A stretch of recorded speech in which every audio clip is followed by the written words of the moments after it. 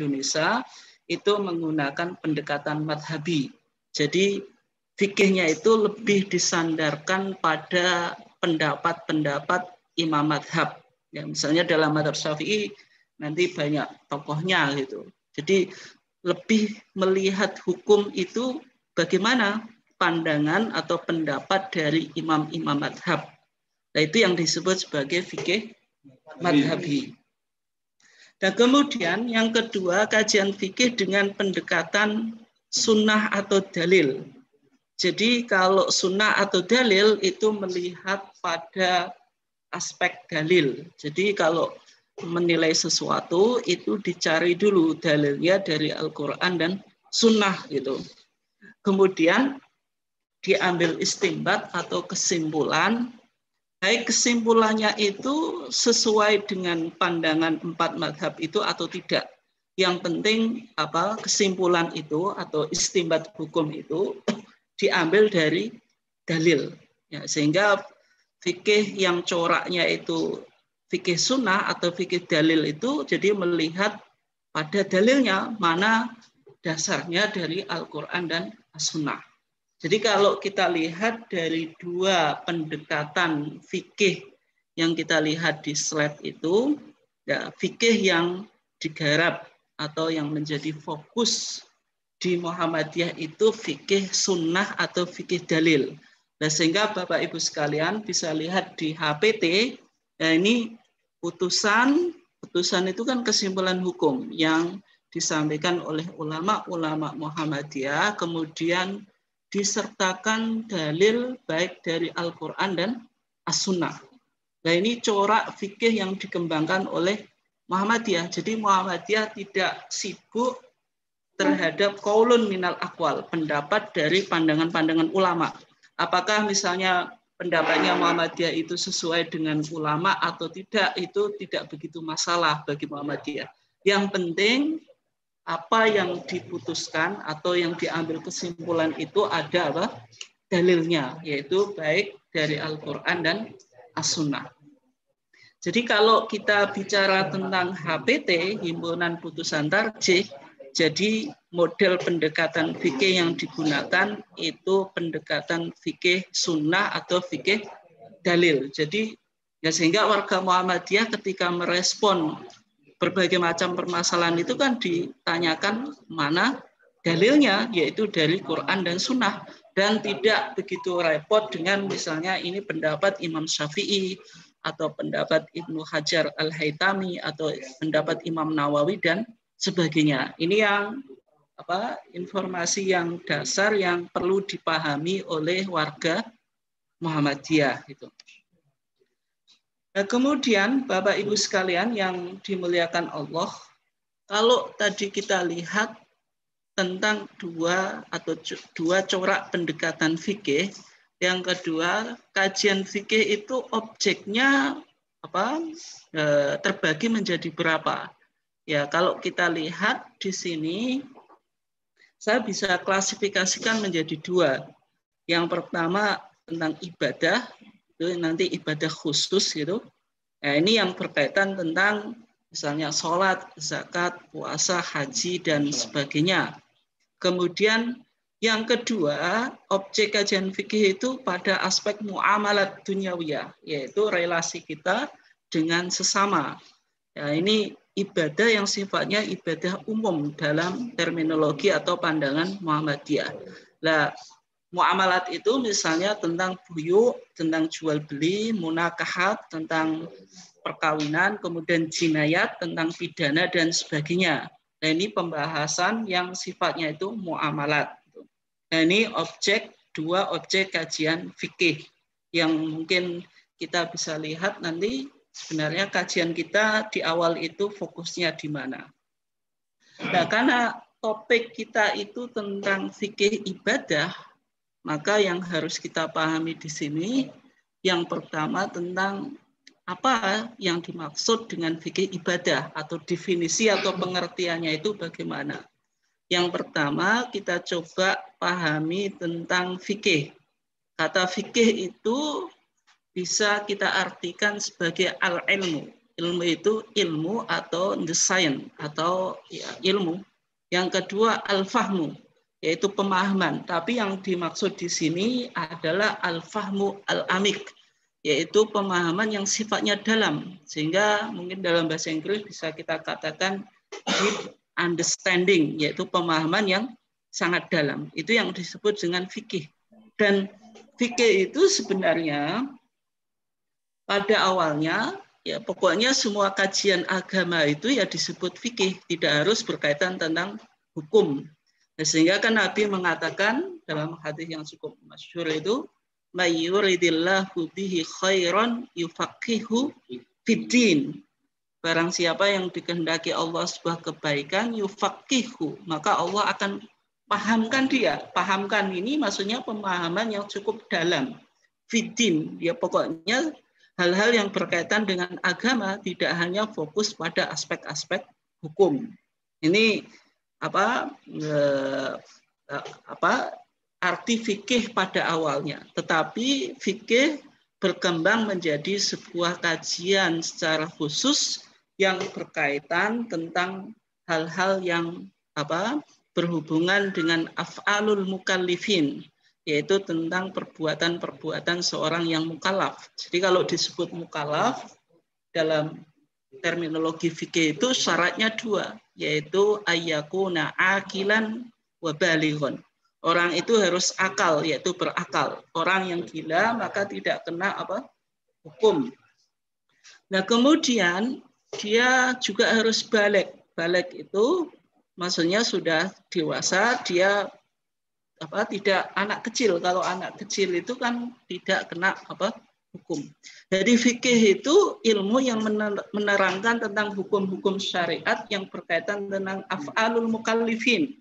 Orang-orang yang kena taklif. Taklif itu maksudnya kewajiban menjalankan syariah. Jadi kalau Bapak Ibu punya anak, kalau dia sudah balik maka kewajiban menjalankan sholat. Nanti kalau sudah punya harta dan hartanya sampai nisab, maka kewajiban mengeluarkan zakat. Kemudian kalau sudah sampai bulan Ramadan, dia sudah balik, maka kewajiban menjalankan puasa. Kemudian kalau punya harta sehingga dia mampu melakukan perjalanan haji, maka wajib menjalankan haji. Nah, itu yang disebut sebagai hukum-hukum taklif tadi, yaitu kewajiban menjalankan syariat. Nah, itu secara umum tentang fikih. Kemudian tadi kan kita lihat ada fikih ibadah. Lah, ibadah itu apa yang dimaksud dengan ibadah? Nah, kalau kita lihat ibadah itu secara linguistically, secara bahasa, itu paling tidak memiliki 3 arti. Yang pertama disebut at-ta'ah, yaitu ketaatan. Kemudian yang kedua al-khudu, tunduk.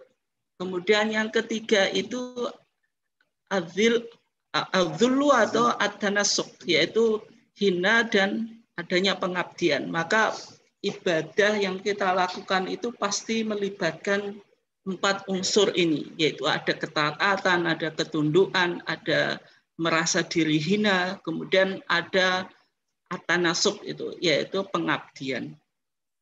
Nah, kemudian ibadah secara syar'i atau secara istilah itu apa? Nah, ini menarik untuk dipahami Bapak Ibu sekalian. Kalau sudah punya HPT ini, maka ada di HPT itu ada namanya kitab Masail al-Khams, yaitu kitab 5 masalah.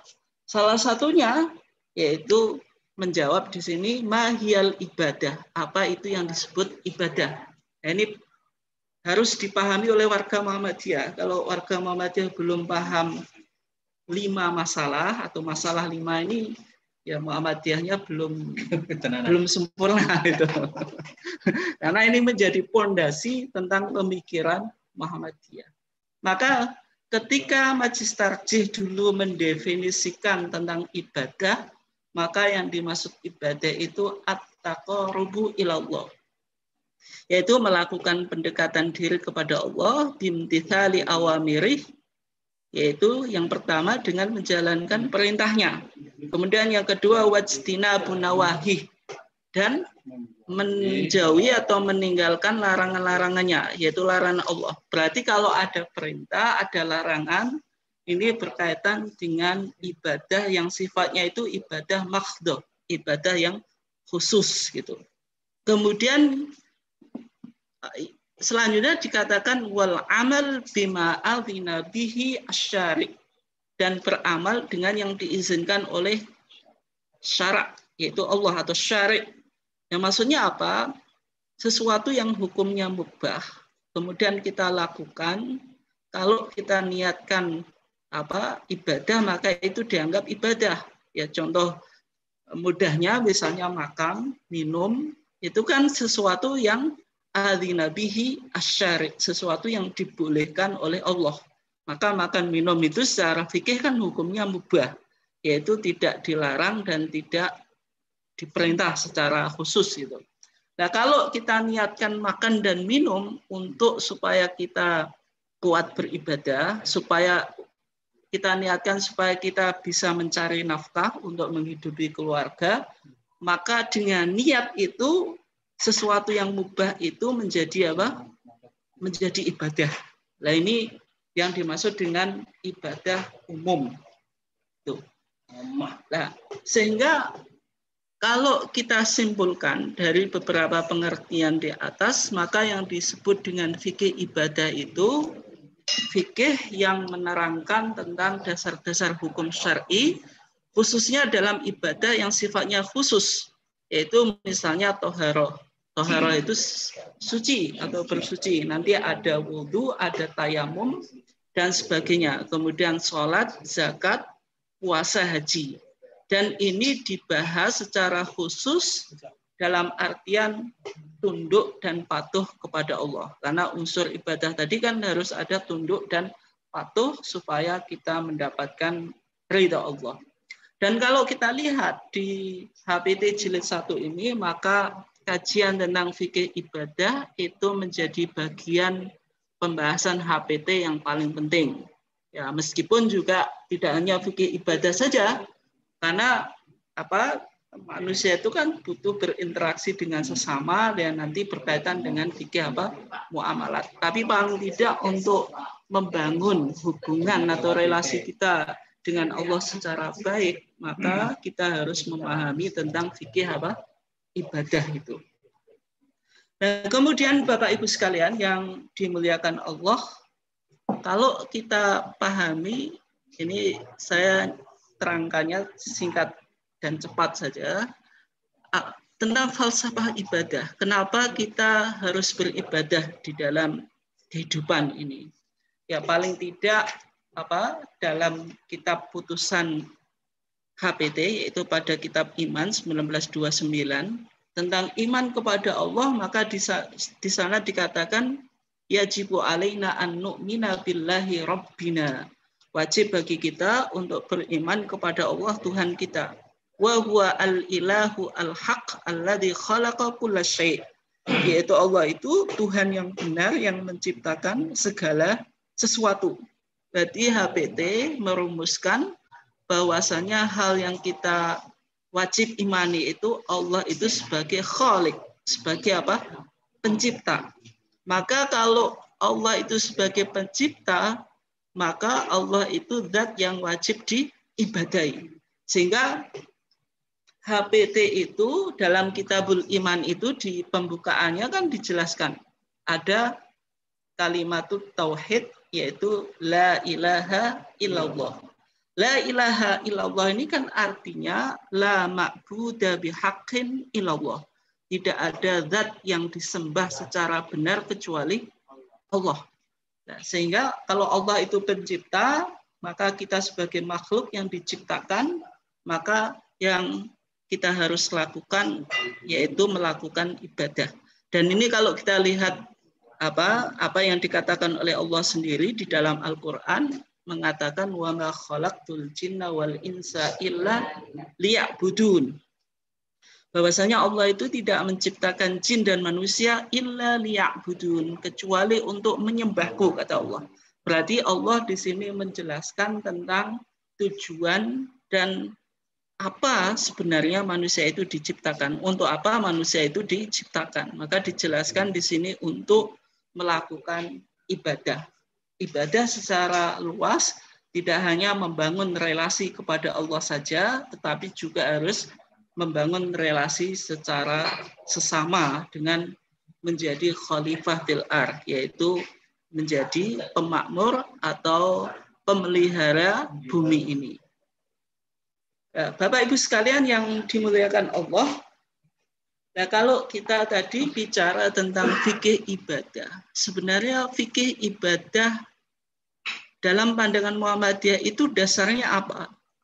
Yaitu ada dua sumber hukum yang menjadi sandaran Muhammadiyah. Berarti kalau fikih ibadah di Muhammadiyah itu dasarnya yaitu Al-Quran dan As-Sunnah Al-Maqbulah. Ini penting ya, jadi warga Muhammadiyah harus tahu apa yang dimaksud dengan Al-Maqbulah ini.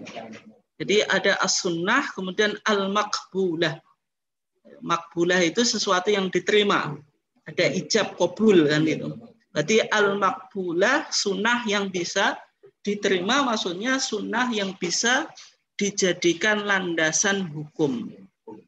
Jadi sunnah yang bisa dilandakan hukum itu disebut sunnah makbulah. Apakah ada sunnah yang tidak makbulah? Ada, yaitu sunnah yang misalnya dalam riwayatnya itu dhaif, yaitu hadis-hadis yang masuk pada kategori hadis-hadis dhaif, sehingga dalam pandangan Muhammadiyah itu tidak mengamalkan apa yang disebut sebagai hadis-hadis dhaif sebagai fadhail al-a'mal. Sehingga di masyarakat warga Muhammadiyah kan sudah terbiasa, sehingga kalau melihat sesuatu itu kan dikembalikan pada ada dasarnya atau tidak, Quran, hadis. Kalau ada hadisnya ini sahih atau tidak, belum selesai.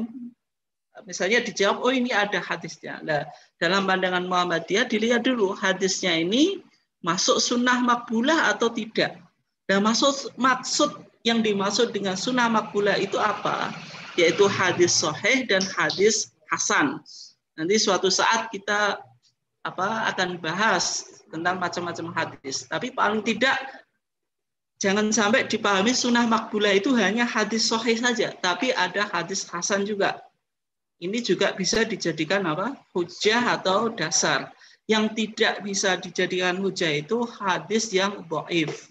Nah, ini yang perlu dipahami oleh warga Muhammadiyah. Dan nanti dasarnya apa? Kenapa kok Muhammadiyah menetapkan bahwasanya sumber atau dasar fikih ibadah itu harus Al-Quran dan As-Sunnah Al-Maqbulah, yaitu sebagaimana yang dikatakan oleh Rasulullah Shallallahu Alaihi Wasallam, Nabi mengatakan, "Taraktu fikum amroin." Saya tinggalkan bagimu dua perkara. Lan tadillu ma tamassaktum bihima. Selama kita berpegang pada dua hal ini, maka kita tidak akan sesat. Dan ini maksudnya apa? Maksudnya berarti kalau kita tidak berpegang pada dua hal ini, sangat mungkin tersesat. Apa sandarannya itu? Kitab Allah wa sunnata nabiyyih. Yaitu yang pertama yaitu Al-Quran, yang kedua sunnah Nabi. Dan sunnah Nabi ini dalam pandangan Muhammadiyah meliputi tadi, yaitu hadis sahih dan hadis hasan. Adapun yang dhaif itu belum bisa dianggap sebagai hujah atau sandaran hukum. Jadi apa yang di masyarakat itu warga Muhammadiyah sudah mulai paham, karena ketika melihat sebuah ritual atau amalan-amalan di masyarakat kan sudah mulai sadar, digali dulu apakah ada dasarnya. Kalau ada dasarnya dilihat dulu status hadisnya itu sahih atau tidak. Ya kalau nggak sahih ya minimal hasan. Kalau dhaif itu nanti dulu, tidak sembarangan. Jadi ya ini berarti warga Muhammadiyah dengan berpikir semacam itu sudah mulai memahami tentang dasar agama yang dikembangkan di Muhammadiyah gitu.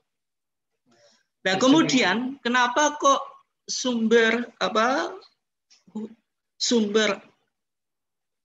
hukum di dalam kita beragama menurut Muhammadiyah itu kenapa Quran dan Sunnah? Nah, ini Munas Tarjih tahun 2000 di Jakarta, itu di sana dijelaskan bahwasanya sumber ajaran Islam adalah Al-Quran dan Sunnah Al-Maqbulah. Berarti kalau disebut Sunnah Maqbulah, ini hadis sahih dan hasan, ini penting. Karena mungkin kalau sunnah kita semuanya paham, tapi kalau Maqbulah ini yang mungkin warga Muhammadiyah belum begitu paham. Jadi harus ingat, apalagi banyak juga tadi ada berbagai macam guru di institusi-institusi Muhammadiyah, kata Maqbulah ini berarti yang bisa diterima. Dan ini merupakan penegasan kembali apa yang sudah diputuskan oleh Muhammadiyah ketika membahas tentang kias.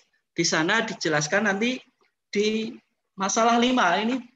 Pokoknya kalau jenengan ingin paham pemikiran Muhammadiyah itu sumbernya di mana, yaitu nanti bisa dilihat di HPT di masalah 5. Di sana ada pembahasan yang disebut kias. Maka dalam putusan kias itu dijelaskan al-aslu fit tasyri' al-islami alal itlaq huwal Qur'anul Karim wal haditsu asy-syarif. Bahwasanya sumber kita dalam menetapkan hukum itu 2, yaitu Al-Qur'an dan hadis syarif itu. Nah, kemudian Bapak Ibu sekalian yang dimuliakan Allah, nah ini juga bagian dari 5 masalah itu tentang ibadah tadi. Yang pertama, di situ dibahas tentang definisi ibadah tadi. Sudah kita bahas bahwasanya ibadah itu bertakarub, mendekatkan diri kepada Allah dengan melakukan 2 hal. Yang pertama, imtithal awamiri, menjalankan perintah-perintah Allah.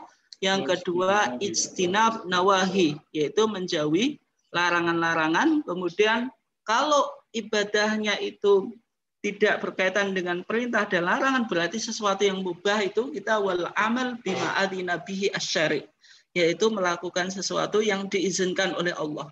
Dan ibadah itu dibagi menjadi 2. Kalau ibadah itu umum, berarti ya melakukan sesuatu apa saja yang diizinkan oleh Allah, makan, minum, bepergian, pokoknya jual beli macam-macam. Kalau tidak ada perintah dan larangan itu masuk kategori ibadah umum. Nah, kalau ibadah khusus berarti ada kaifiat, ada tata cara, ada aturan-aturan tertentu yang dalam bahasa kita mungkin kita tidak sembrono. Harus melakukan sesuai dengan perintahnya. Nah, ini nanti kita coba kembangkan. Nah, sehingga dalam pandangan Muhammadiyah ibadah itu dibagi menjadi 2, yaitu ibadah umum atau general. Maksudnya apa? Di sini yang dilakukan oleh Muhammadiyah itu tek-tek agama itu dipahami secara kontekstual dengan pendekatan burhani. Nah, ini mohon maaf, tapi nanti lama-lama jenengan akan paham. Kalau sekali dengar kemudian paham ya susah juga. Pendekatan burhani itu maksudnya pendekatan secara rasional. Jadi menggunakan logika dan ilmu pengetahuan. Manusia diberikan otoritas untuk berkreasi atau berinovasi. Nah, jadi kalau Muhammadiyah merespon terhadap ibadah-ibadah yang umum yang tidak ada aturannya secara syar'i, itu direspon dengan pendekatan akal dan menggunakan ilmu pengetahuan, sehingga warga Muhammadiyah secara umum itu ya percaya dengan ilmu pengetahuan. Nggak ada warga Muhammadiyah mendatangi dukun. Nah, kalau nanti jenengan merespon persoalan ini dengan mendatangi dukun, nah itu berarti ya Muhammadiyahnya guyon, Pak. Perlu dipertanyakan. Misalnya mau jago lurah kemudian datang kepada Pak Dukun. Nah, ini berarti Muhammadiyahnya belum beres. Tapi kalau calon ikut pilkada atau apalah itu kemudian membuat tim survei, lah itu berarti dengan berdasarkan ilmu pengetahuan, nah itu boleh. Tapi kalau yang pakai dukun itu yang tidak boleh, berarti tidak menggunakan pendekatan burhani itu kan. Nah, kenapa semacam itu? Ya kalau kita lihat di sini ada sebuah hadis bahwasanya Nabi ketika itu melihat para sahabat melakukan talqih. Talqih itu maksudnya apa? Yaitu para sahabat itu berkebun dengan kebun kurma. Jadi kurma laki-laki dengan perempuan, jantan atau Kalau ya pokoknya laki-laki dan apa betina atau perempuan itu kan dikawinkan, disari, tidak secara alami. Tapi kata Rasulullah nggak usah lakukan itu, biarkanlah ada perkawinan secara secara alami melalui angin kan gitu. Maka ketika sahabat itu mendengarkan apa yang disampaikan oleh Rasulullah, ternyata ketika menjelang panen, gagal panen kan itu. Maka ketika itu Rasulullah dikomplain. Ya Rasulullah, kamu dulu bilang nggak usah disari kan itu. Maka ketika itu Rasulullah mengatakan antum a'lamu bi amri dunyakum. Berarti kamu lebih profesional, lebih mengetahui tentang hal-hal kehidupan ini. Nah, maksudnya apa? Ada perkara-perkara yang tidak menjadi tugas seorang rasul. Tugas seorang rasul itu kan menyampaikan agama. Adapun yang berkaitan dengan berbagai macam persoalan dunia ini yang tidak ada perintah dan larangan, yaitu kita memiliki otoritas untuk mengembangkan dan untuk berkreasi. Melakukan bid'ah, maka ini yang dianjurkan oleh Muhammadiyah. Jadi kalau warga Muhammadiyah bisa menemukan berbagai macam alat teknologi, ini justru benar kan itu. Sehingga orang Muhammadiyah ya tidak pernah mengatakan naik mobil itu misalnya bid'ah. Nah, itu nanti dia berarti belum bermuhammadiyah karena tidak memahami kan itu. Naik pesawat itu bid'ah, nggak ada. Itu. Ini yang mungkin kita harus pahami. Ya karena pada dasarnya kalau kita bicara ibadah umum ada kaidahnya, yaitu al-aslu fil asya al-ibaha hatta yadulla dalilu ala khilafi. Semua hukum asal sesuatu yang sifatnya ibadah umum itu boleh. Jadi pokoknya jenengan pada asalnya boleh melakukan apapun kecuali ada dalil yang larang, atau yang diharamkan gitu. Nah, ini yang harus kita pahami. Nah, itu tentang ibadah amah. Nah, kemudian kalau ibadah khusus atau ibadah spesifik, maka bagaimana cara memahaminya? Dalam pandangan Muhammadiyah, tek-tek agama itu dipahami secara orisinil. Orisinil itu yang maksudnya secara keasliannya. Ya kalau hadisnya dilihat di validasi hadisnya itu sahih atau tidak. Dari transmisinya benar atau tidak. Kemudian tekstual, harus menggunakan teks. Sehingga kalau warga Muhammadiyah menjalankan sholat, itu ya dilihat tek-teknya bagaimana. Kan itu. Literal dengan pendekatan bayani. Maksudnya pendekatan bayani itu apa? Pendekatan yang melalui penafsiran teks. Jadi mungkin ketika kita sholat, ada beberapa hadis. Hadis semuanya itu dipahami secara komprehensif. Jadi pendekatannya lebih pada bayani gitu. Dan di sini yang perlu dicatat, kita tidak boleh membuat kreasi atau modifikasi bid'ah. Itu tidak boleh. Misalnya kita melakukan sholat subuh dengan 3 rakaat, kan subuh baik. Kalau sesuatu yang baik, ketika kita tambahi, nah itu logika dasarnya kalau akal kita akan mengatakan ya baik. Gitu. Tapi di sini pendekatannya harus bayani bagaimana tentang hadisnya. Hadisnya nggak ada sholat subuh itu 3 rakaat. Nah ini harus dipahami semacam itu. Ya karena pada dasarnya hukum asal ibadah itu at-tahrim, yaitu diharamkan hatta yadulla dalilu ala khilafi, sampai ada dalil yang yang membolehkannya. Jadi hukum asal ibadah itu haram.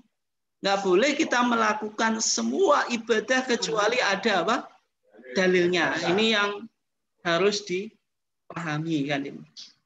Sehingga kalau kita simpulkan tadi ibadah khusus dengan ibadah umum itu kita lihat di sini kalau ibadah khusus berkaitan dengan niat itu menjadi rukun. Sebagian ulama memasukkan pada syarat. Nah, kalau ibadah umum itu berarti dia bisa menjadi ibadah kalau ada niatnya. Makan minum itu kan kebiasaan. Kalau ada niat ibadah itu baru masuk kategori ibadah. Ya kalau tidak ada niat ya berarti ya tidak mendapatkan apa-apa. Hukum asalnya kalau ibadah khusus itu haram, kalau ibadah umum itu mubah, jadi boleh. Tata caranya kalau ibadah khusus itu diatur oleh syarak, kalau ibadah umum itu tidak. Itu gambarannya semacam itu. Yang terakhir mungkin ini karena waktunya mungkin nggak begitu panjang ya. Kita lihat prinsip-prinsip ibadah dalam pandangan Muhammadiyah. Yang pertama yang harus kita pahami, ibadah itu harus dibangun dengan niat. Niat itu apa? Lillahi ta'ala. Lillahi karena Allah ta'ala. Jadi mung karena Allah ta'ala. Tidak boleh karena makhluk atau yang lain, dipuji atau dilem atau yang lainnya. Nah, kalau kita lihat di sini, di putusan HPT tentang sholat itu kan ada yang menarik di situ. Maka di sana di dalam putusannya dikatakan idza qumta ila sholati faqul Allahu akbar. Kalau engkau mau sholat itu maka bukalah dengan takbiratul ihram. Di situ dikatakan apa? Mukhlishon niyataka lillah. Harus mengikhlaskan niatnya itu kepada Allah. Tidak boleh dengan unsur-unsur yang lain kan itu.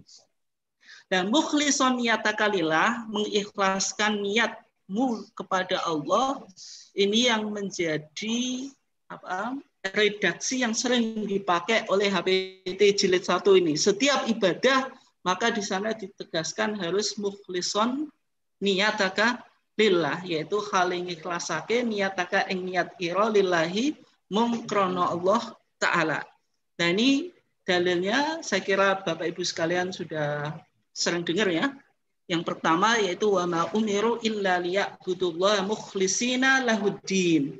Dan tidaklah mereka diperintah illa liya'budullah, kecuali untuk beribadah kepada Allah mukhlishina lahuddin, dengan mengikhlaskan untuk Allah agama itu. Kemudian yang kedua, hadis yang cukup populer yaitu innamal a'malu binniyat. Sesungguhnya segala aktivitas atau amal itu harus ada niatnya, yaitu tergantung pada niatnya. Kemudian yang kedua, prinsip yang kedua yang harus kita pahami, ibadah itu harus dilakukan sesuai dengan tuntunan. Harus mengikuti apa yang diperintahkan oleh Allah dalam Al-Quran atau apa yang diperintahkan oleh Rasulullah di dalam as-sunnah. Nah ini kembali pada apa yang kita pahami tadi dalam putusan tarjih tentang kias, bahwasanya ibadah itu kan harus dibangun atas dua sumber tadi, yaitu Quran dan as-sunnah. Sehingga kalau kita lihat di sini Nabi mengatakan man ahdatsa fi amrina hada ma laisa minhu fahuwa raddun. Siapa yang melakukan kreasi di dalam masalah agama, inovasi di dalam masalah agama itu ma laisa minhu, yang tidak ada sumbernya, tidak menjadi bagian agama itu, fahuwa raddun, maka itu tertolak. Meskipun dalam pandangan kita itu baik, sebagaimana yang saya sampaikan tadi.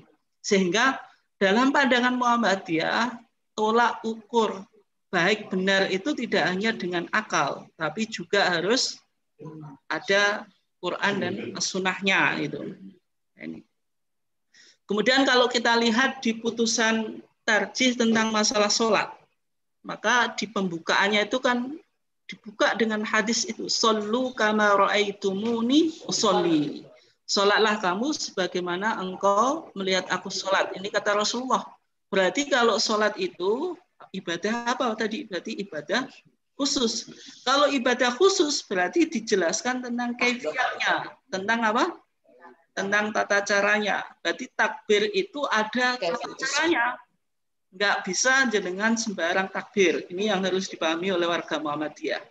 Jadi takbir ada tata caranya, ruku ada tata caranya, sujud ada tata caranya, dan seterusnya. Karena ini merupakan perintah dari Nabi.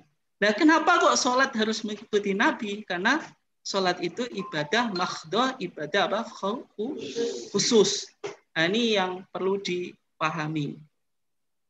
Nah, kemudian ini yang menarik, dalam pandangan Muhammadiyah, prinsip ibadah itu tidak menggunakan pelantara atau wasilah. Nah, misalnya apa? Kita lihat di situ ada putusan tarjih tentang larangan tawasul, yaitu membuat pelantaraan kepada mayat. Ini bisa dilihat di Kitabul Janaiz, kitab tentang jenazah. Nah, kalau jenengan lihat di sana, maka putusan tarjih tahun berapa kitab jenazah itu? Yaitu diputuskan pada seperempat abad Munas Tarjih di Jakarta 1936. Ini muktamar yang cukup monumental dalam sejarah Muhammadiyah. Nah, di sana dikatakan tentang putusan dalam membahas ziaratul kubur. Warga Muhammadiyah itu boleh melakukan ziaratul kubur, tetapi yang perlu dicatat di sana dikatakan wala taf'alu indaha. Jangan engkau melakukan ketika ziarah kubur itu melakukan apa? Malam ya'dan bihillah wa rasuluh. Sesuatu yang tidak diperbolehkan Allah dan Rasulnya. Apa itu? Kaddu'a ikumul mayyit. Seperti kamu meminta mayit. Wat tawassuli bihi ilallah. Dan melakukan tawassul kepada mayit itu kepada Allah. Yaitu misalnya di masyarakat ada sebuah tradisi nanti mengunjungi Sunan A, Sunan B yang dianggap ini orang keramat, orang soleh, kemudian Mbah Sopo, saya ingin memiliki hajat supaya dikabulkan. Padahal orangnya sudah meninggal. Nah, ini dalam pandangan Muhammadiyah tidak dibenarkan. Karena apa? Ibadah itu tidak menggunakan pelantara atau wasilah. Jadi kita memintanya secara langsung kepada Allah. Nah, ini yang dipahami oleh Muhammadiyah. Sehingga ya kalau orang Muhammadiyah melakukan ziaratul kubur boleh nggak? Ya boleh. Tetapi yang tidak boleh jenengan minta kepada mayit, kepada siapalah orang sakti atau orang soleh supaya dikabulkan hajatnya. Apalagi dikoordinir itu. Nah, itu tidak dilakukan oleh Muhammadiyah. Nanti rombongan bis ke Sunan siapa supaya apa tujuannya? Ngalap berkah supaya hajatnya dikabulkan. Nah, itu tidak praktek itu tidak yang dipahami oleh warga Muhammadiyah kan itu. Nah, apa dalilnya? Di situ tarjih mengutip yaitu firman Allah walladzina takhadu min dunihi awliya ma na'buduhum illa liyuqarribuna ila Allahi zulfa. Bahwasanya syirik yang terjadi di zaman jahiliyah itu, bangsa jahiliyah itu membuat pelantaraan. Ketika mereka menyembah berhala-berhala itu, selain Allah itu, kata mereka, mana'buduhum ya Muhammad, kami tidak menyembah mereka, illa liqaribuna ilallahi zulfa. Karena berhala-berhala ini dulu orang-orang yang soleh, yang mana mereka memiliki kedekatan hubungan dengan Allah, maka dengan kami menyembah mereka itu, menjadikan mereka wasilah supaya apa yang kami inginkan itu terkabul. Berarti tradisi membuat pelantara di dalam ibadah ini sudah dilakukan di masa jahiliyah gitu. Kemudian ini saya cepat ya. Kemudian yang selanjutnya ada taisir. Ini yang paling penting dipahami. Yaitu prinsip ibadah yang dibangun oleh Muhammadiyah itu ada taisir. Taisir itu mudah. Tapi mudah harus dicatat, bukan meremehkan. Dan meringankan, bukan mempersulit. Ini yang dipahami oleh Muhammadiyah. Nah, maksudnya apa? Maksudnya di situ ada ketika ini ada masalah 5. Muhammadiyah mendefinisikan agama. Agama itu dalam pandangan Muhammadiyah itu apa yang diturunkan oleh Allah di dalam Quran dan apa yang dijelaskan oleh sunnah as-sahihah. Jadi cara hidup kita dalam beribadah itu ya kepada Quran dan Sunnah. Kenapa kok orang kembali kepada Al-Quran dan Sunnah itu dianggap mudah? Hidup kita itu menjadi mudah. Ya karena tidak ada beban yang lain kecuali beban dari Allah di dalam Al-Quran dan As-Sunnah. Contohnya apa? Ya misalnya ketika mohon maaf ini ibu-ibu hamil nanti ada tradisi tingkepan dan sebagainya. Ini kan tidak ada dalilnya dari Al-Quran dan sunnah.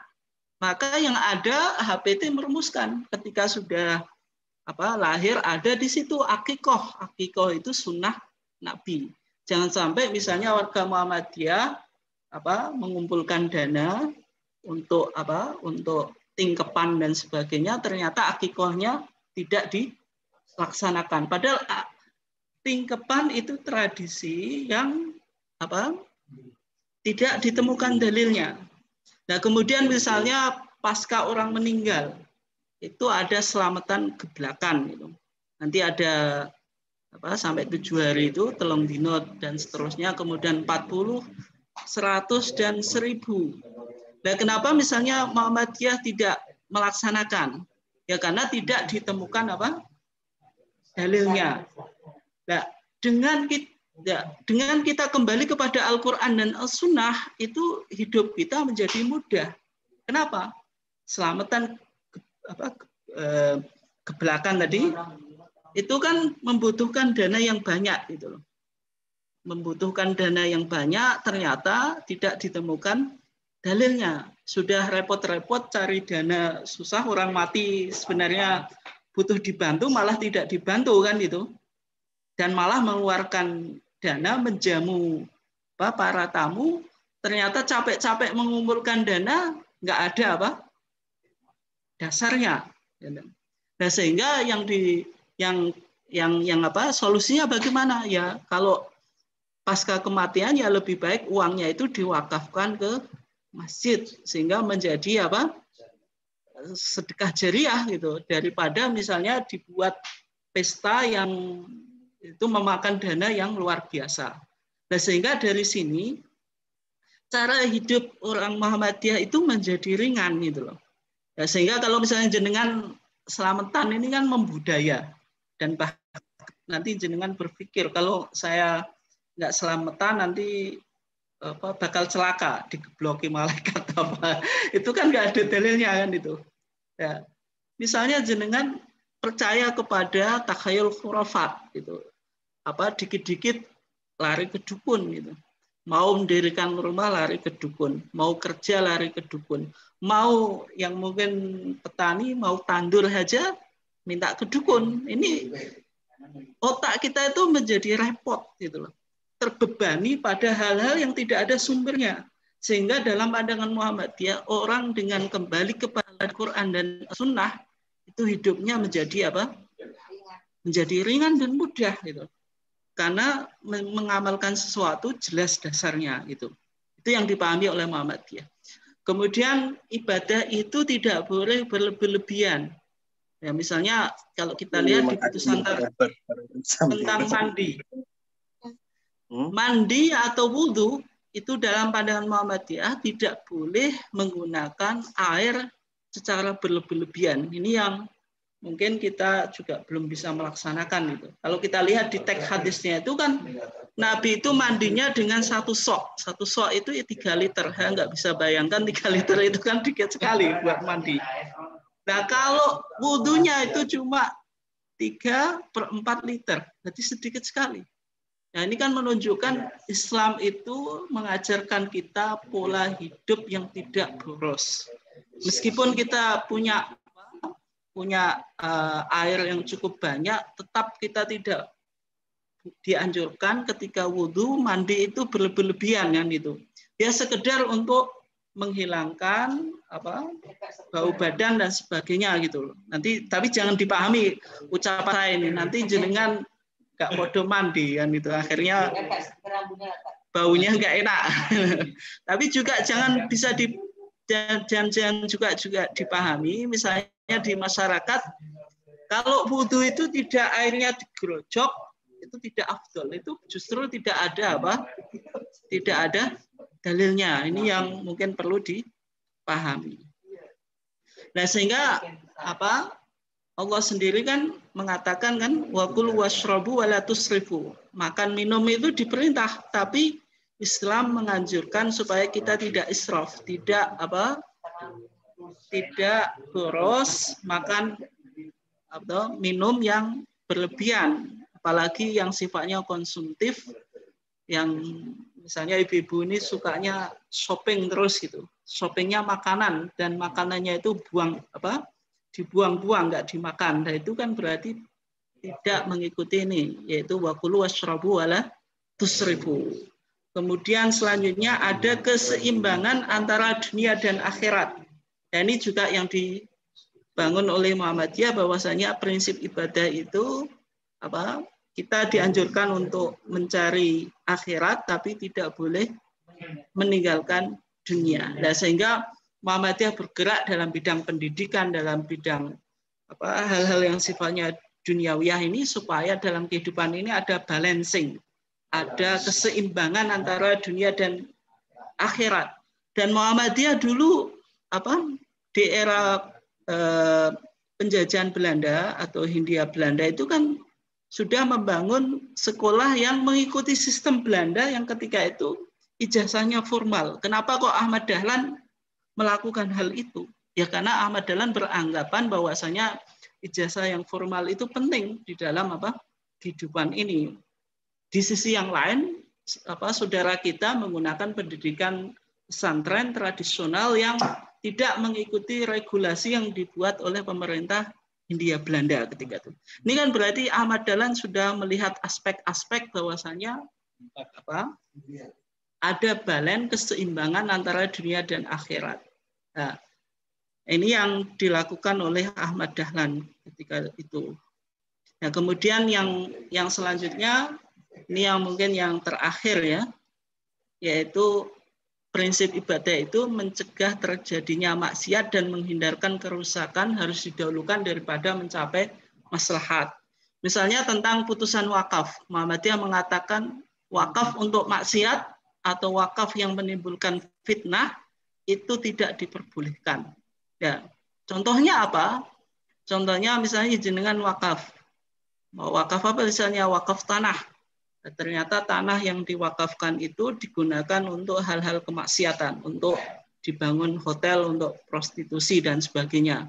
Maka wakaf yang hukum asalnya itu ibadah, ada nilai ibadah yang sifatnya investasi akhirat, tetapi karena potensinya mengarah kepada kemaksiatan, maka itu tidak diperbolehkan. Berarti harus didahulukan menghindari maldorot daripada mencapai maslahat.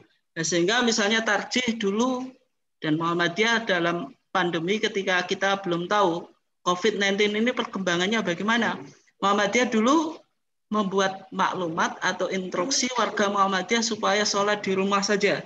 Ya karena pada awal itu kan tidak tahu COVID ini bagaimana keganasannya kan itu, sehingga diambil fatwa atau kesimpulan ya warga Muhammadiyah sholat di rumah saja. Nah, karena di situ ingin menghindari maldoroh atau kerusakan daripada mencapai maslahat. Mencapai maslahat itu sholat di masjid. Kalau sholat di masjid itu membahayakan nyawa ketika itu, berarti menghindari sholat di masjid dengan tujuan menjaga nyawa itu lebih diprioritaskan daripada mencapai maslahat dengan sholat di masjid. Itu waktu dulu fatwa yang dibangun semacam itu kan itu. Ini menunjukkan bahwasanya yang diprioritaskan ketika ada mafsadah dengan maldoroh itu kalau kontradiktif maka ditinggalkan yang maldoroh meskipun maslahatnya itu tidak tercapai. Itu yang dibangun oleh Muhammadiyah. Ya mungkin ini ya Pak, saya cepat ini jelaskannya tadi. Mudah-mudahan ada interaktif dan pertanyaan dari Bapak Ibu sekalian yang dimuliakan Allah untuk mempertajam kajian kita. Ini silahkan. Dari offline dulu, ya, yang di luar sana biar mendengarkan. Ya. Ada dua hal, Ustaz. Hubungannya dengan doa ini ya, yang sering-sering muncul. Halo, dengar ya? Dengar. Ada dua hal ya yang muncul di masalah tentang bid'ah ini kan sering dianukan bid'ah hasanah dan bid'ah dolalah. Ya, ini biasanya muncul karena tradisi-tradisi gitu ya. Ya, ini tradisi-tradisi pada masyarakat yang ada kaitannya dengan kok kenapa barang apik kok gak oleh. Nah, ini lupa bahwa tadi ada kaifiyatin, hayatin yang ibadah khusus mana ini kadang campur aduk. Nah, ini yang kadang-kadang menjadikan fadilah-fadilah yang muncul karena ini tadi ada prinsip bid'ah hasanah dan bid'ah. Nah, di sini saya harapkan ada kejelasan sehingga kita itu yo ibadah yo amal yo dan itu kan yo ganjaran kan ini kadang-kadang nggak itu yang pertama. Kemudian yang kedua tadi yang terakhir dengan taisir saja ya tentang taisir ini memang banyak Muhammadiyah mengatakan golek sing enteng-enteng wae untuk likur ganjarane akeh malah golek sing poluan ini kan bahasa kuantitatif begitu sama juga ini kaitan dengan haji yang haji tentang manasik haji itu jadi kadang-kadang kalau ternyata yang dilakoni Nabi itu kan nggak terlalu rumit seperti itu. Sabar mubeng tawaf satu hubengan harus baca ini. Padahal kalau kita lihat betul yang ngomong Nabi kan nggak terlalu sedetail itu. Ini yang kadang-kadang kita mencoba jangan sampai salah paham tentang taisir ini mudah tapi tidak meremehkan betul dan tidak mengatakan dan ternyata kembali ke format semula ya, jenang haji itu jadi Nabi nek hajinya ibadah manasik haji itu nggak rumit-rumit gitu. Kalau nangguli depak itu kan apa itu? Angger tawaf ping 7 donga iki putaran pertama iki ping 2 ini kadang-kadang iki jane nganggo dasar apa ora sak dawane sak bukune ra karo-karuan ini. Ya ini selama kita melayani kok kurang yang aku bingung makanya ini betul nih makanya harus detail untuk para ustaz-ustazah, teman-teman kita acara dan dolala ini saya kira perlu diperjelas ya. Nanti bentuk-bentuk kita tadi lebih banyak cenderung teoritis yang generalis. Sebetulnya kita cenderung kasus-kasus yang muncul ini. Ini seperti ini ibadah umum, ini khusus. Yang khusus seperti ini, kaitannya kayak gini lah. Itu alasannya apa? Karena apa? Orang Muhammadiyah kadang takut bicara di luar karena itu tadi peradaban tradisi yang sudah dilaksanakan. Nah, tunggal ini kalau sekarang haji, waktu Pak Bandel haji itu, coba di waktu talbiyah kan sebetulnya di Qur kan enggak ada aturan itu. Wah, apa talbiyah itu. Labbaik Allahumma labbaik, labbaik la syarika la itu buarang sampai nangguni Masjidil Haram kadang kita juga nyingkir di berdebakan kayak nah ini yang sudah pernah itu kita belum dianukan oleh apa. Nah ini tradisi kita seperti itu. Tapi berangkat haji azan, mati diazani dan sebagainya kan kadang pro azannya perdebatan. Ini yang kadang-kadang kayak berpikir, model berpikir yang ini loh. Nah ini bid'ah tapi apik, hasanah ya dilakoni. Yang lebih lagi, sekarang tentang sholawat Ibrahimiyah. Kata-kata Sayyidina. Nah Ibrahimiyah kan itu jelas. La Sayyiduna nanggone belum marom kalau nggak salah. Saya baca seperti itu. Nah Ibrahim kan jadi sholat kan cilana muamalah beda banget. Bisa bedakan mana yang umum, mana yang khusus lah ini. Ini yang sering muncul di kalangan masyarakat ketika kita sholawat yang piye toh. Nah sholawat kita ini kan yang banyak kan Ibrahimiyah sampai Innal Hamidul Majid itu kan Ibrahimiyah yang itu. Tidak ada Sayyidina. Tapi kadang diperdebatan di sini. Nah itu dilebok nang dunia sholat. Nah, ini warga Muhammadiyah tolong kata-kata kalimat yang muncul ini bukan untuk berdebat, tapi mari kita ilmui sehingga kita harus berlatihan mendengarkan di sini. Mendengarkan. Jadi ini alasan Muhammadiyah. Itu Salman dan itu pandangan Muhammadiyah seperti ini sehingga itu bisa kita lihat. Nah, ini itu Ustaz mungkin ada Pak Durrahman besok pulang dulu. Ya, terima kasih tadi ya tentang beberapa pertanyaan yang cukup banyak ya. Tapi karena kajian kita ini masih pengantar, jadi belum bisa mengcover dan memberikan jawaban berbagai macam persoalan yang ada di masyarakat. Jadi masih hal-hal yang sifatnya pokok atau fondasi yang kita coba pahami dulu kan gitu. Kemudian tentang bid'ah, insya Allah nanti saya ada topik secara khusus ini kan gitu tentang bid'ah. Tentang bid'ah itu juga yang menjadi perdebatan di kalangan masyarakat juga. Bagaimana perspektif Muhammadiyah dalam memandang bid'ah. Itu nanti insya Allah di topik yang khusus. Karena selama ini kan ada dua kelompok yang cenderung menganggap titik-titik bid'ah gitu, sampai naik mobil juga dibid'ahkan, bahwa pakai celana juga dibid'ahkan. Itu. Tapi di sisi yang lain mungkin ada saudara-saudara kita yang yang penting apik, tidak harus ada sumber dan dalilnya dari Quran dan Sunnah. Nanti kita coba lihat sebenarnya Muhammadiyah itu memandang bid'ah itu bagaimana kan itu. Ini saya kira hal-hal yang penting untuk kita kembangkan di kajian berikutnya. Nah, kemudian yang kedua berkaitan dengan beberapa ritual tadi kan berkaitan dengan haji dan macam-macam lah. Mungkin kalau haji itu nanti lebih khusus kita kaji ya. Tapi secara umum misalnya saya ambil contoh yang banyak dilakukan di masyarakat. Kalau jenengan selesai wudhu, doa wudhu itu kan diawali dengan bismillah, kemudian kalau selesai itu kan syahadat. Nah, ada doa-doa wudhu setiap basuh kepala, Allahumma bayyid wajhi, ya Allah putihkanlah wajahku. Kemudian ketika kanan, ya Allah jadikanlah nanti tangan kananku ini menerima catatan amalku yang baik dan sebagainya. Ini setiap anggota wudhu itu ada doa-doa tertentu. Saya sendiri juga nggak hafal itu. Tapi banyak yang saudara-saudara kita ternyata wudhu itu repot. Repotnya apa?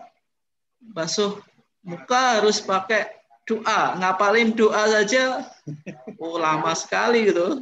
Saya kira juga nggak bakal hafal semuanya karena muka ada doanya, basuh tangan ada doanya, kemudian kaki ada doanya.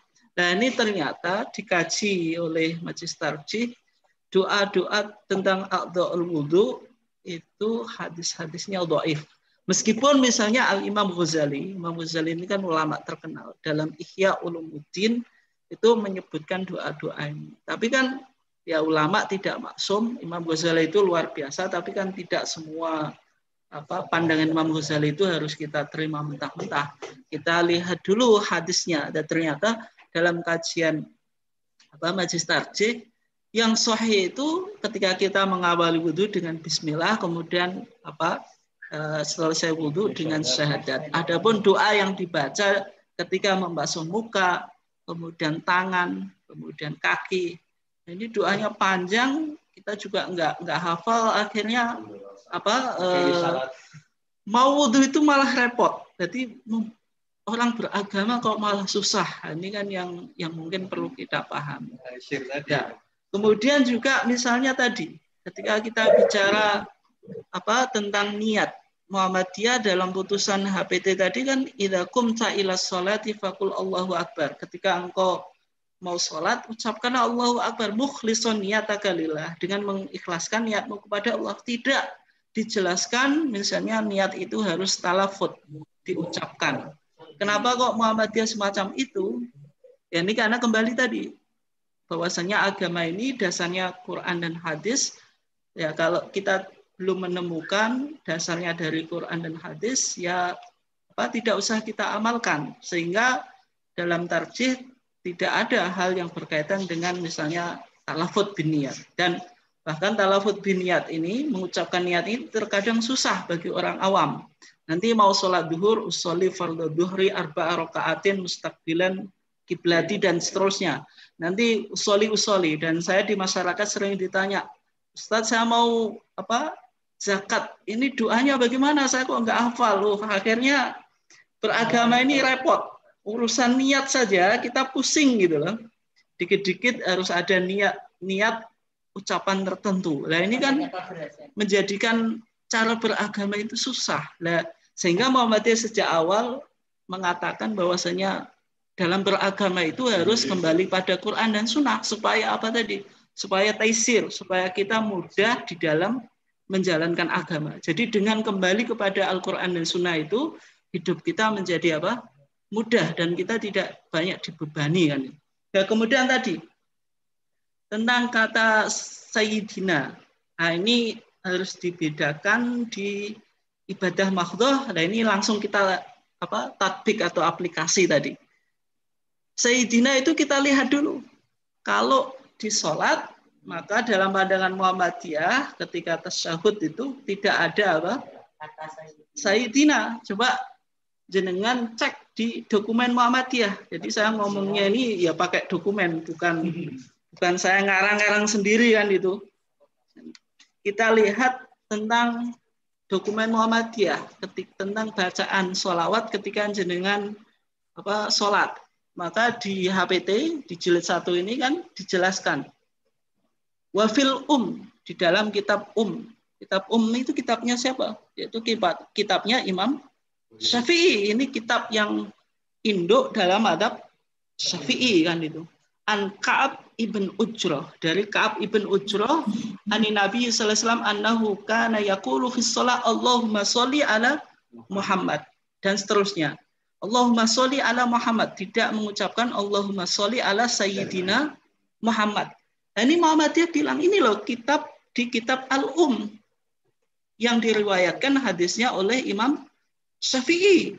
Di sini di kitab ini tidak disebutkan Sayyidina. Ini kitabnya orang yang bermadzhab Syafi'i, dan bahkan kitab ini kitab yang paling terkenal dan otoritatif dalam madzhab Syafi'i. Ternyata tidak ditemukan kata Sayyidina. Karena ini sholat itu berarti ibadah mahdhah atau ghair mahdhah? Jawabannya mahdhah.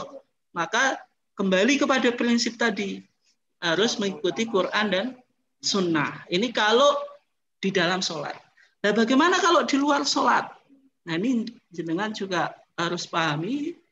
Jangan sampai yang di luar sholat ketika saya misalnya membuka kajian ini dengan wassallallahu ala sayyidina Muhammad. Ternyata jenengan beranggapan, oh ternyata Ustaz Lukman itu juga melakukan bid'ah, tidak Muhammadiyah. Sayyidina itu di HPT jilid 1 ini Sayyidina disebut berapa kali? 3 kali. Jenengan baca di Kitabul Iman itu nanti pembukaannya Sayyidina. Yaitu di sana dikatakan wassalatu wassalamu ala sayyidina Muhammad dan seterusnya. Di penutup Al-Iman, kitab iman itu wassallallahu ala sayyidina Muhammad. Kemudian di Kitabul Hajj itu juga wassalatu wassalamu ala sayyidina Muhammad. Ini kenapa kok ada sayyidina? Karena konteksnya ini kan di luar sholat. Ini kan tulisan buku, bukan ibadah khusus. Kalau saya ceramah pakai sayyidina itu nggak apa-apa karena bukan ibadah khusus, bukan sholat kan itu. Misalnya doa setelah azan kan dianjurkan untuk membaca sholawat. Maka sholawatnya ya Allahumma sholli ala Muhammad, tidak sayyidina. Kenapa tidak sayyidina? Karena itu ibadah mahdhah. Ini harus dipahami. Dan bahkan nanti jenengan lihat di buku-buku Muhammadiyah yang klasik dulu, misalnya bukunya Pak Hajid itu, murid termuda Kiai Haji Ahmad Dahlan nulis buku namanya 7 pelajaran Kiai Haji Ahmad Dahlan, bukunya terkenal itu. Nanti pembukaannya ada Sayyidina. Dan bahkan tokoh Muhammadiyah yang luar biasa yaitu Buya Yunahar Ilyas itu punya buku namanya kuliah akidah. Itu nanti ditutup juga wassallallahu ala sayyidina Muhammad. Jadi Muhammadiyah itu tidak anti sayyidina. Tapi kalau wilayahnya itu ibadah mahdhah itu yang tidak dilakukan. Karena kembali kepada hukum asal tadi. Kalau ibadah mahdhah itu harus mengikuti Quran dan Sunnah. Kalau sholawat dalam sholat itu tidak ada sayyidinanya, kenapa kita tambahi sayyidina? Nah, itu yang dipahami oleh Muhammadiyah semacam itu kan itu. Ya, ini mungkin singkatnya seperti itu ya. Saya mohon yang online ini ya untuk ada interaktif 1 gitu. Silahkan. Mbak Gigi itu. Mbak Gigi. Gigi. Ya. Nah ini. Ya, silahkan Bu. Ayo. Assalamualaikum warahmatullahi wabarakatuh. Ustadz, mau tanya Ustadz. Saya pernah baca buku itu tentang apa wasilah. Tadi kan disinggung wasilah. Ustadz. Dengar gimana ini? Dengar.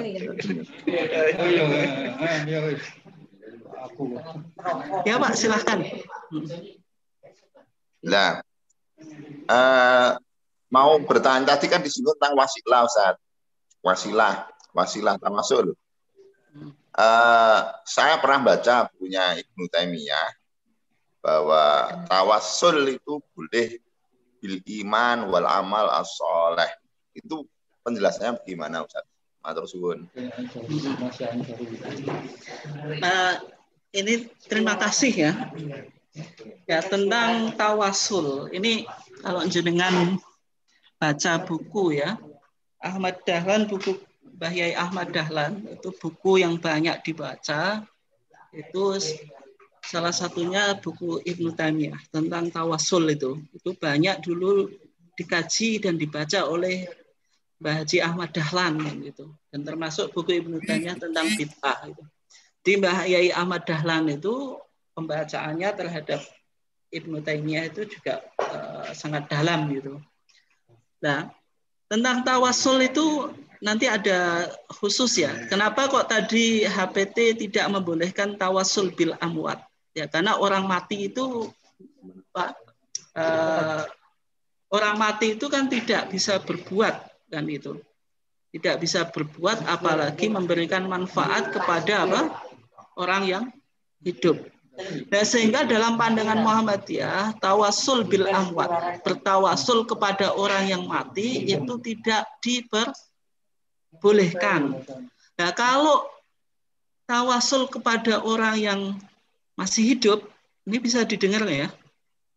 Afan, maksudnya tawasulnya bil iman wal amal soleh. Belum Bu, nanti saya ke situ. Tawasul kepada orang yang hidup itu boleh. Misalnya jenengan datang ke ustadz atau ke kiai, Pak Ustadz, kiai tolong saya didoakan supaya apalah gitu, itu boleh. Atau jenengan ketemu sesama muslim, ya saya lagi kesusahan, tolong didoakan supaya urusan saya dilancarkan. Kurang terkirim tapi tidak. Sebentar. Ya, kalau tawasul kepada orang yang hidup itu diperbolehkan. Yang tidak diperbolehkan tadi tawasul kepada orang yang meninggal. Orang yang meninggal itu kan bagaimana dia berdoa kan gitu. Kalau orang yang masih hidup kan dia bisa apa? Berdoa. Saya minta ke Pak Khudori, Pak saya mau apalah gitu, tolong didoakan supaya urusan saya lancar. Oh, itu. Ya, misalnya dimudahkan jodohnya itu boleh. Itu boleh gitu. Ini lagi lagi guyon. Nah, kemudian tawasul bil amal soleh. Ini yang kedua, ini diperbolehkan juga. Dan bahkan jenengan tahu ceritanya pemuda yang di Kahf, di gua itu, di Ghor itu kan, yang terperangkap di gua itu kan cerita Bani Israel, maksudnya kejadian itu sebelum Nabi Muhammad. Itu kalau jenengan lihat di Riyadhus Shalihin itu disebutkan, hadisnya cukup panjang itu kan. Ya, di antara pemuda itu kan tawasul, ya Allah, salah satu pemudanya dia sangat berbakti kepada orang tuanya. Dia nggak makan kecuali orang tuanya makan. Jadi makannya itu setelah orang tuanya makan. Dan ketika di gua itu dia bertawasul, ya Allah, saya sudah berbakti kepada orang tua, mudah-mudahan jenengan atau Allah memudahkan urusan saya. Maka ketika itu kan pintu gua bergeser. Berarti kan ini menunjukkan bahwasanya tawasul dengan amal soleh itu boleh gitu. Misalnya jenengan berdoa kepada Allah, ya Allah, mohon hajat saya dikabulkan karena saya memiliki kebaikan gini. Itu boleh. Ya, itu diperbolehkan. Ini yang kedua. Kemudian yang ketiga itu tawassul bi asma'illah al-husna wa sifatihi al-ula. Yaitu tawassul dengan menyebutkan asma-asma al-husna. Misalnya jenengan mau minta rezekinya dilapangkan, ya Rozak, ya Rozak. Minta dilapangkan rezekinya. Lagi sakit disebut nama Allah ya Syafi, ya Syafi. Zat yang memberi kesembuhan. Itu boleh.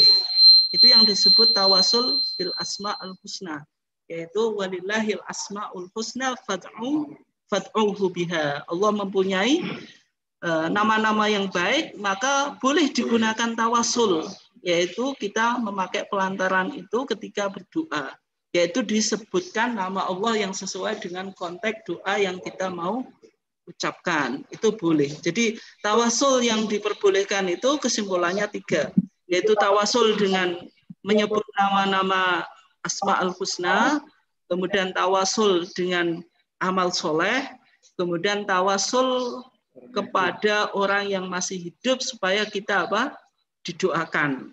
Ini kan banyak kita lakukan, jenengan sakit minta orang lain supaya mendoakan, itu tawasul. Dan kenapa tadi tidak membolehkan? Itu konteksnya tawasul kepada orang yang sudah meninggal. Itu ya. Nah, kurang lebihnya itu jawaban saya. Mungkin sekali lagi ya. Ini yang online itu.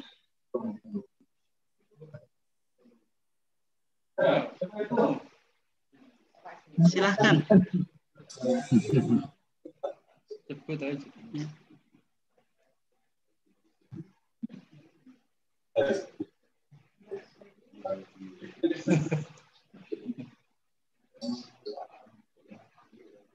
Ya, silahkan.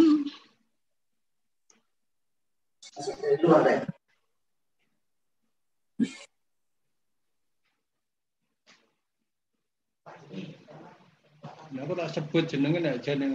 Ayo, dari sampai 9. Silahkan yang mau tanya itu. Jadi Kiki juga ini. Halo. Wah, ini perlu. Ayo. Ini. Mbak Fitri, ada pertanyaan enggak? Halo. Kiki terus ya. Ayo. Siap. Pak Jek. Mbak Fitri ada pertanyaan? Ya, ada pertanyaan tentang wudhu. Tentang wudhu tadi. Tentang wudhu. Biar nanti saya ditanya cucu tuh saya mengerti gitu. Oh iya, kan cucu. Benar. Sebenarnya kan gini. Ayo kita sholat, wudhu dulu. Biasanya cucu kan gini. Wudhu untuk apa yang gitu lah. Itu saya bisa menjelaskan. Wudhu itu adalah untuk seperti ini dan membasuh muka itu untuk ini, tangan itu apa gitu maksudnya. Mohon diterangkan itu. Untuk wudhu. Untuk muka, membasuh muka itu apa, kenapa, tangan itu kenapa, kaki dibasuh untuk berkumur itu kenapa, apa gitu lah maksudnya. Ya, jelaskan secara terang untuk atau yang mungkin bertanya sama saya. Matur suwun. Ya, terima kasih ini. Ya sebenarnya pembahasannya nanti kalau sudah sampai pada wudhu ya. Maaf. Ya, tapi nggak apa-apa. Secara intinya saja lah, secara intinya. Iya. Itu kan bagian dari hikmah berwudhu. Kenapa misalnya membasuh muka, membasuh tangan, kemudian membasuh kaki. Yang jelas kalau kita melihat di dalam hadisnya itu kan Nabi mengatakan umatku ini akan ghurah muhajjalin. Nanti mukanya itu akan berseri-seri, kemudian anggota wudhunya tangan, kemudian kakinya ini akan juga berseri-seri pada hari kiamat dan dikenalinya oleh Nabi ketika Nabi nanti mencari umatnya itu dari atharul wudhu, dari bekas-bekas wudhu yang secara tekstual, secara hadis semacam itu yang dijelaskan dalam menurut hadisnya. Tetapi kalau ada penelitian-penelitian yang lain, kenapa kok muka itu harus dibasuh? Ini nanti bisa didekati dengan pendekatan misalnya dari aspek kesehatan. Bahwasanya Islam menganjurkan supaya kita mencuci muka minimal 3 kali. Ini kan berarti ada Islam mengajarkan pola hidup yang sehat kan itu. Ya, ternyata mencuci muka itu juga penting kan itu. Nah, kalau pendekatan-pendekatan ini nanti ya dari aspek tadi, dari kesehatan atau ilmu-ilmu yang lain yang memang tidak ada tagnya secara khusus. Nah, bagaimana tentang ibu yang misalnya kebetulan ngajar di mana Bu tadi, di SD ya. Nah, itu nanti bisa melakukan pendekatan yang sesuai dengan ilmunya, tapi jangan diklaim ini ada hadisnya. Kalau dengan klaim ini ada sumber hadisnya, nanti menjadi permasalahan itu. Misalnya mencuci muka ini memiliki manfaat kesehatan yang ibu-ibunya semakin cantik kan itu. Itu tidak ada. Tapi bisa jadi dengan mencuci muka ini kan mengajarkan hidup yang bersih. Ya kan penjelasannya pada aspek-aspek itu saja, Bu. Nah, itu boleh kita kita menggunakan pendekatan akal. Yang misalnya sholat, kenapa kita sholat 5 kali? Pagi-pagi sudah sholat, berarti ini nanti ada aspeknya. Bahwasanya ditinjau dari kesehatan, ini juga memberikan kebugaran terhadap jiwa kita atau raga kita. Ini boleh kita dekati semacam itu, tapi yang tidak boleh misalnya jenengan sholatlah kamu nanti sehat. Ini ada hadisnya. Nah, itu yang tidak tidak dibenarkan. Tapi kalau menggunakan pendekatan akal untuk menggali hikmah dari ibadah itu boleh-boleh saja kan gitu. Nah, ya ini juga penting karena kan Muhammadiyah tadi kan berpikirnya juga dengan pendekatan burhani, dengan akal, dengan ilmu pengetahuan kan itu. Ini kan juga perlu dikembangkan di kalangan warga Muhammadiyah sehingga melihat sesuatu itu juga bisa menggunakan pendekatan-pendekatan yang sifatnya luas kan itu. Karena ya tadi Muhammadiyah kalau kita lihat itu pendekatannya kan 3. Kalau Bayani itu pada aspek teks atau sifatnya tekstual, ya melihat dalil Quran, hadis dan sebagainya. Yang kedua burhani dengan pendekatan rasional, dengan akal, dengan ilmu pengetahuan, berbagai macam disiplin ilmu pengetahuan. Kemudian yang ketiga dengan pendekatan irfani, dengan dengan batin, dengan hal-hal yang sifatnya batiniah. Ini 3 pendekatan ini sifatnya integral, jadi menyatu gitu loh. Jadi mungkin sholat kalau didekati dengan aspek bayani ya dilihat dalil-dalilnya. Nanti kalau didekati dengan pendekatan burhani kita gali dengan pendekatan ilmu tadi kesehatan, ilmu-ilmu yang lain kan gitu. Ini kan bisa dianalisa dengan berbagai macam ilmu kan. Ya itu yang dilakukan oleh Muhammadiyah secara singkat. Oke. Mbak Fitri sudah ya? Halo? Mbak Fitri sudah? Halo? Udah kesel ya ini, udah malam sudah ya udah bisa akeh. Sampun, gitu ya. Alhamdulillah bisa terjawab nanti ditanya. Jadi nanti bisa gue cerita nang putune ya? Siap. Nah, putune nek tanya aku iso dianu. Iya, biasanya sering kalau saya suruh sholat wudhu dulu sayang. Ya, bertanya ya. dia. Iya, itu tugasnya Yangti ya ini. Ya. Tugasnya Yangti. Oke. Bapak Ibu yang saya hormati serta ustadz-ustadzah yang ikut daring dengan online, dan terima kasih atas partisipasinya. Semoga malam hari ini semakin menarik untuk minggu yang akan datang atau demi yang akan datang. Mungkin temanya belum jauh, tapi nanti mari kita coba lihat kasus-kasus pada masyarakat sehingga kita bisa mencari, jadikan ilmu.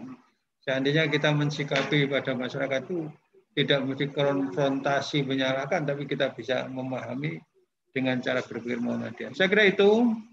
Mari kita tutup bersama dengan baca hamdalah. Amin. Juga maaf. Fastabiqul khairat. Assalamualaikum warahmatullahi wabarakatuh.